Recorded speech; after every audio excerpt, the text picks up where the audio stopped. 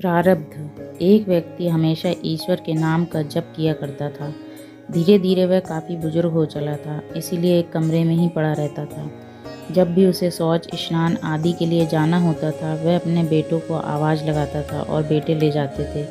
धीरे धीरे कुछ दिन बाद बेटे कई बार आवाज़ लगाने के बाद भी कभी कभी आते और देर रात तो नहीं भी आते थे। इस दौरान वे कभी कभी गंदे बिस्तर पर ही रात बिता दिया करता था। अब और ज़्यादा बुढ़ापा होने के कारण उन्हें कम दिखाई देने लगा था। एक दिन रात को निवृत्त होने के लिए जैसे ही उन्होंने आवाज़ लगाई, तुरंत एक लड़का आया और बड़े ही कोमल स्पर्श के साथ उनको निवृत्त करवा कर बिस्तर पर लेटा गया। अब ये रोज़ का नियम हो गया।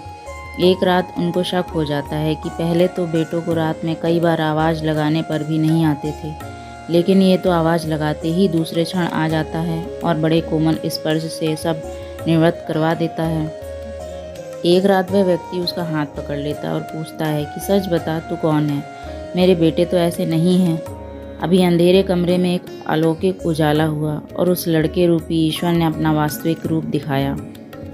वह व्यक्ति रोते हुए कहता है, हे प्रभु, आप स्वयं मेरे निवृत्ति के कार्य कर रहे हैं। यदि मुझसे इतने प्रसन्न हो तो मुक्ति ही दे दो ना। प्रभु कहते हैं कि जो आप भुगत रहे हैं वो आपके प्रारब्ध हैं। आप मेरे सच्चे साधक हैं, हर समय मेरा नाम जप करते हैं, इसीलिए मैं आपके प्रारब्ध भी आपकी सच्ची साधना के कारण स्वयं कटवा रहा हूँ। व्यक्ति कहता है कि क्या मेरे प्रारब्ध आपकी कृपा से भी बड़े हैं? क्या आपकी कृपा मेरे प्रारब्ध नहीं काट सकती है?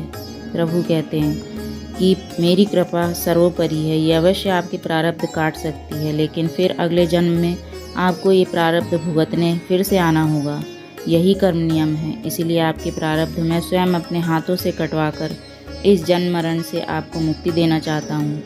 ईश्वर कहते हैं प्रारब्ध 3 तरह के होते हैं, मंद, तीव्र तथा तीव्रतम। मंद प्रारब्ध मेरा नाम जपने से कट जाते हैं।